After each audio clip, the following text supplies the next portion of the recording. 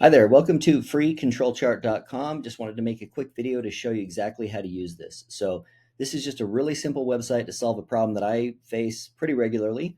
So all you have to do is if you have some sort of a scorecard where you've got a set of numbers in that, you just grab the numbers and you can paste them in here. You can paste them with commas or without commas, and you just drop them in there and you hit generate chart and it will give you a control chart of those numbers, so you can start to see the the upper lower limits, the moving average, that sort of thing. If you want to screenshot it, go for it. This is just meant to be a really simple solution.